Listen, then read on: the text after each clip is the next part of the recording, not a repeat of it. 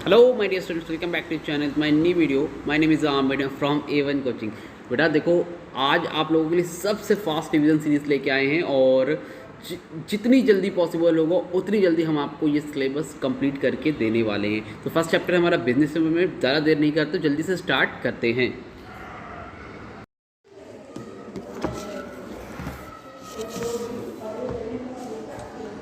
हाँ तो बेटा, सबसे पहले देखो बिजनेस एनवायरनमेंट की मीनिंग देखते हैं हम लोग कि बिजनेस एनवायरनमेंट का मतलब क्या होता है। बिजनेस एनवायरनमेंट का मतलब इस तरह से आप ये समझ लो कि आप कोई बिजनेस कर रहे हो, उसमें डायरेक्टली या इनडायरेक्टली आप किसी भी तरह से इफेक्ट हो रहे हो, वो सारी चीज़ें क्या होती है, बिजनेस एनवायरनमेंट होती है। अगर मान लो उसमें गवर्नमेंट का इंटरफेयर हो गया या आपका एम्प्लॉयज़ टाइम पे नहीं आ रहा है, कहीं मतलब किसी भी रीज़न से आप अपने कॉम्पिटिटर की वजह से इफेक्ट हो रहे हो, आपके बिजनेस में आपको लॉस हो रहा है या प्रॉफिट हो रहा है, कुछ भी ऐसा हो रहा है जिसमें एनवायरनमेंट चेंज हो रहा है, कोई नई टेक्नोलॉजी आ गई है तो आपके बिजनेस में इफेक्ट हो रहा है। मतलब एनवायरनमेंट मतलब समझते हो माहौल, वातावरण, जो उसमें चेंजेस आ रहे हैं उसके कुछ भी चीज़ें हो रही है, वो सारी चीज़ें किस में आती है, बिजनेस एनवायरनमेंट में आती है। अब फीचर्स की बात करते हैं। फीचर्स इंपॉर्टेंट है, ध्यान से देखना। सबसे पहले totality of external forces.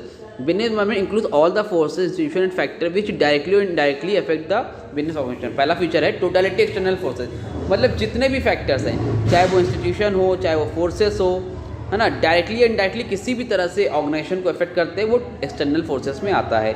Number 2, specific and general forces. Specific भी होता है और जनरल भी होता है। स्पेसिफिक का मतलब होता है जब खाली एक पर्सन को इफेक्ट हो रहा हो, मान लो आप हो, है ना, आप हो और आपके ऊपर इफेक्ट हो रहा है, वो क्या है, स्पेसिफिक है। मतलब आपकी दुकान थी, मान लो ये एक दुकान आपकी थी, बगल में चिंटू ने एक दुकान और खोल दी, अब इसकी दुकान खोलने में से आप इफेक्ट हो रहे हो, तो वो क्या हो गया, स्पेसिफिक। और अगर मान लो ये चिंटू की है, ये मिंटू की है, ये पिंटू की है, 3 लोग की दुकान है और गवर्नमेंट ने कोई टैक्स पॉलिसी ला दी, उसकी वजह से हो रहा है, वो सारी चीज़ें किस में आएगी, जनरल में। अगर सब लोग इफेक्ट हो रहे हो तो जनरल फोर्सेस, खाली एक आदमी हो रहा है तो स्पेसिफिक फोर्सेस कहलाएगा। Number 3, interrelatedness. All the forces and factors to business environment are interrelated to each other. जितने भी फैक्टर्स होते हैं एनवायरनमेंट के, वो एक दूसरे से इंटर कनेक्टेड होते हैं। जैसे आप कोई बिजनेस कर रहे हो, अगर आप जिम जा रहे हो, आप कॉन्शियस हो रहे हो, तो आप क्या करोगे, आप जूस वगैरह ज़्यादा पियोगे तो जूस की दुकानें ज़्यादा खुलेगी, और जो आपकी दूसरी दुकानें हैं, ऑयली वगैरह हो गए, तेल वगैरह हो गए, पिज़्ज़ा, बर्गर, ये सारी चीज़ें क्या होगी, फास्ट फूड की दुकानें कम होगी। तो मतलब एक दूसरे से क्या होते हैं, इंटर रिलेटेड होते हैं।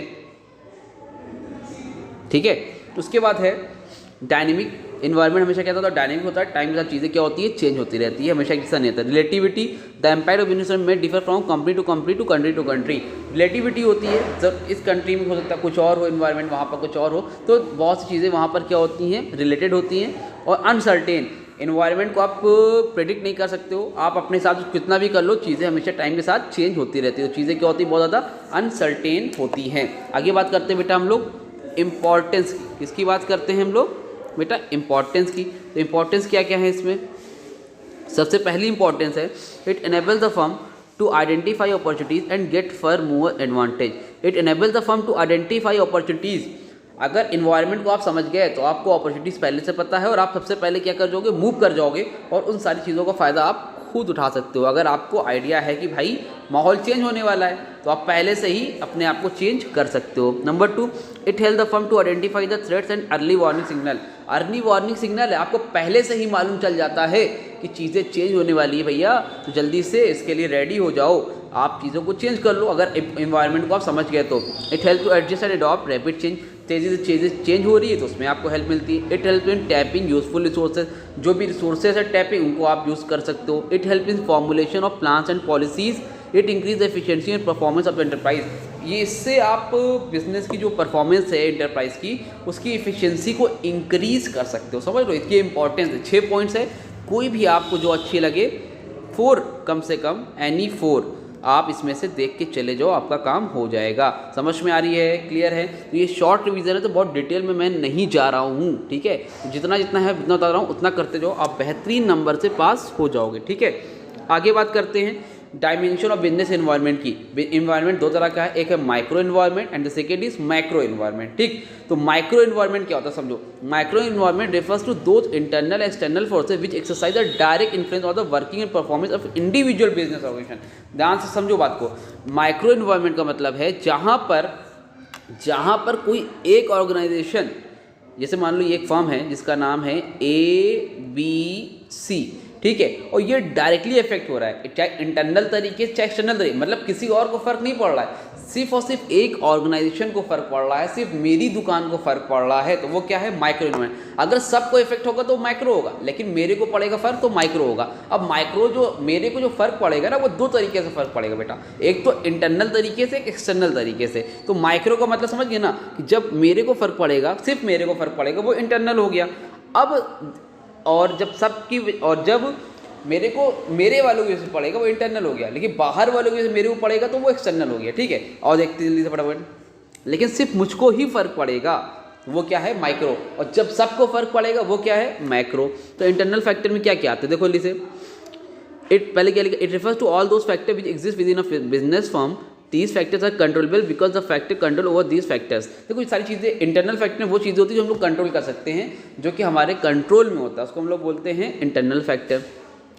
क्योंकि भाई देखो, हमारे बिजनेस की बात है, हमारे ऑर्गेनाइजेशन में कोई एम्प्लॉय सही से काम नहीं कर रहा है, तो उसको मार मार के हम लोग सही कर सकते हैं, ठीक है, डांट डांट के, मतलब गाइड करके सारी चीज़ें सही कर सकते हैं, वो कंट्रोलेबल है, इंटरनल है, ठीक है। जैसे क्या, number 1 top management structure, corporate culture. Top management structure, जो टॉप मैनेजमेंट स्ट्रक्चर है वो भी हमारा बहुत मैटर करता है। टॉप मैनेजमेंट जो हमारे ऑनर वगैरह होते हैं, वो किस तरह से वर्क कर रहे हैं, क्या है ना, अगर अपनी स्ट्रैटेजी को चेंज कर सकते हैं, ये सारी चीज़ें क्या होती है टॉप इंटरनल में। अगर हमने गलत डिसीजन ले लिया है तो टॉप मैनेजमेंट की गलती है, तो वो उसको सही कर सकते हैं। नंबर 2 कॉर्पोरेट कल्चर, जो हमारा बिजनेस का कल्चर है वो कैसा है, लोगों में एक्टिविटी कैसी है, लोगों को हमारा रिलेशनशिप कैसा है, आपस में बनती है कि नहीं बनती है ना। मिशन एंड ऑब्जेक्टिव, अगर आपका मिशन एंड ऑब्जेक्टिव गड़बड़ है तो उसको आप सही कर सकते हो। ह्यूमन एंड अदर रिसोर्सेज, जो हमारे पास ह्यूमन एंड अदर रिसोर्सेज हैं, वो जो एम्प्लॉइज़ है वो कैसे काम करते हैं, अगर सही से काम नहीं करते तो उनसे हमें काम कराने आना चाहिए। इन लोगों को हम चीज़ों को चेंज कर सकते हैं, ये हमारे कंट्रोल में है, इसलिए हम लोग बोलते हैं इसको इंटरनल फैक्टर। एक्सटर्नल फैक्टर क्या है, the external factor refers to those individual and groups agency with which business organisation is consistently interacting. External factor वो फैक्टर होते हैं, individual group agencies with business organisation consistently interacting. देखो effect तो मेरे ही ऊपर हो रहा है, लेकिन बाहर वालों के, जैसे कौन, सप्लायर, कस्टमर, कॉम्पिटिटर, उसकी वजह से मेरे बिजनेस को इफेक्ट हो रहा है, वो क्या, मैक्रो। मैं इस पर कंट्रोल नहीं कर सकता हूँ, क्यों, अपने बगल वाले को थोड़ी ना बोलूँगा भैया तुम सामान ना बेचो, वो तो बेचेगा ही ना, तो उस पर मेरा कंट्रोल नहीं है।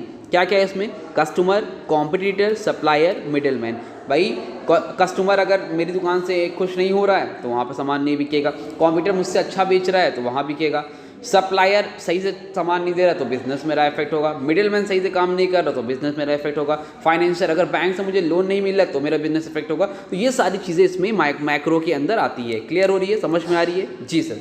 अब देखो मैक्रो इन्वायरमेंट क्या होता है, macro environment is a general environment और रिमोट इन्वायरमेंट विच में effect all business enterprise. Macro environment is also known as indirect action environment, मतलब ये ऐसा इन्वायरमेंट जिससे सब इफेक्ट होते हैं। गवर्नमेंट ने, सपोज मान लो गवर्नमेंट ने कोई टैक्स पॉलिसी ला दी, क्या कर दी, एक टैक्स पॉलिसी ला दी जिसकी वजह से सब के सब इफेक्ट हो गए। जब सबको इफेक्ट होगा वो किस में आएगा बेटा, मैक्रो में आएगा। और बहुत ज़्यादा इंपॉर्टेंट क्वेश्चन है, माइक्रो या मैक्रो से एक क्वेश्चन तो बनने वाला है, ध्यान समझना। अब देखो economic environment, social environment, political environment, legal environment और टेक्नोलॉजिकल इन्वायरमेंट, ठीक है। तो सबसे पहले इकोनॉमिक इन्वायरमेंट 5 टाइप्स है, 5 कंपोनेंट इसके। सबसे पहले economic environment is refer to nature economic, capitalist, socialist और mix economic policies of the government. It includes gross domestic product, income level, national income, per capita income, monetary and physical policy. Government ने कैसे physical policy बनाई है, कैसी monetary policy बनाई है। अगर आप लोगों ने पढ़ा होगा इकोनॉमिक्स में भी तो आपको पता होगा गवर्नमेंट ने लोन की क्या फैसिलिटी बनाई है, क्या बजट बनाया है ना, कौन सी इकोनॉमी में चलती है, कैपिटलिस्ट है, सोशलिस्ट है, मिक्स है, ये सारे फैक्टर करते हैं। अगर गवर्नमेंट ने सोशलिस्ट इकोनॉमी कर दी तो यार फिर तो हमारा कंट्रोल ही खत्म हो जाएगा, कैपिटलिस्ट कर दी तो फिक्स है, मिक्स इकोनॉमी तो वहाँ पर मैटर करता है। तो ये सारी चीज़ें इकोनॉमिक इन्वायरमेंट में आती है, गवर्नमेंट की पॉलिसी के ऊपर मैटर करता है, इससे सारे बिजनेस इफेक्ट हो सकते हैं। Social environment, social environment consist of the customers and traditionals of society which business existing. Social, जो समाज को जो पसंद है उस हिसाब से सारी चीज़ें, अगर सोशल में चीज़ें चेंज हो गई तो उस हिसाब से हमें काम करना पड़ेगा, तो वहाँ पे सबको भी अफेक्ट पड़ेगा। नंबर 3 पॉलिटिकल इन्वॉल्वमेंट, गवर्नमेंट का पॉलिटिकल चीज़ों का इंटरफेयर है तो वहाँ पर बिजनेस में इफेक्ट होता है। इस तरह कोई चीज़ें होगी तो वहाँ पर भी आपको प्रॉब्लम देखने को मिलेगी। Legal environment, legal consider laws and various legislation pass in the parliament which affect the business transaction. अगर लॉज कोई पास हो गया है, जिससे बिजनेस वालों को इफेक्ट होता है। अक्सर आप देखते हो लोग धरना देते हैं, तो इस सारी वजहों से भी दिक्कत हो रही है। तो क्या हो जाएगा, लीगल इन्वायरमेंट, कोई लॉ पास हुआ है जिसकी वजह से बिजनेस हमारा इफेक्ट हो रहा है। जैसे बोल दिया किसी पर्टिकुलर गारमेंट के बिजनेस पे टैक्स ज़्यादा लगेगा। जितने गारमेंट्स के बिजनेस करते हैं लोग, कपड़े का बिजनेस करते हैं, उनके ऊपर सबके ऊपर क्या होगा, इफेक्ट होगा। ये सारी चीज़ें होगी। टेक्नोलॉजी में चेंज होगी तो वहाँ पर भी आपको देखने को मिलेगा। तो ये टेक्नोलॉजिकल इन्वायरमेंट में आ जाता है। क्लियर हो रहा है? हाँ, अगर टेक्नोलॉजी चेंज होगी तो सबको इफेक्ट पड़ेगा। टेक्नोलॉजी चेंज होगी, जो सारे बिजनेसमैन को नई टेक्नोलॉजी को अडॉप्ट करना पड़ेगा, तो टेक्नोलॉजिकल इन्वायरमेंट में आता है। ठीक है, बहुत डिटेल में नहीं जा रहा हूँ बेटा, बार बोल रहा हूँ, टाइम आपके पास इतना ज़्यादा नहीं है। फिर अगला टॉपिक बेटा आपका SWOT analysis. SWOT is the acronym of strength, weakness, opportunity, threat. SWOT क्या होता है? Strength, weakness, opportunity and threats. आपकी क्या स्ट्रेंथ है, आपकी क्या वीकनेस है, आपकी क्या उस बिजनेस में क्या अपॉर्चुनिटी है और क्या थ्रेट्स है। देखो, SWOT एनालिसिस को ऐसे समझो कि मान लो ये एक पर्सन है जिसका नाम है राजू। ठीक है, अब ये करने, हाँ, तो स्ट्रेंथ अच्छी समझना, स्ट्रेंथ, ए से स्ट्रेंथ, W से वीकनेस, O से अपॉर्चुनिटी और T से होता है थ्रेट्स। देखो, अपॉर्चुनिटी और थ्रेट्स जो होता है ये एक्सटर्नल होता है।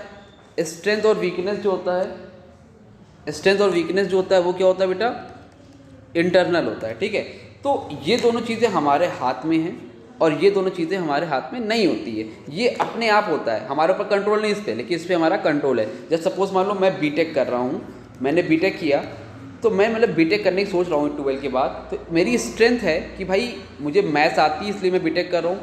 वीकनेस मेरी ये है कि यार इसमें मतलब इतना स्कोप नहीं है, मतलब नहीं, स्ट्रेंथ ये है कि मुझे मैथ्स आती है, मेरी स्ट्रेंथ है। और वीकनेस ये कि मुझे फिजिक्स में दिक्कत है, तो मैं कैसे करूँगा, तो मेरी इंटरनल पार्ट हो गई।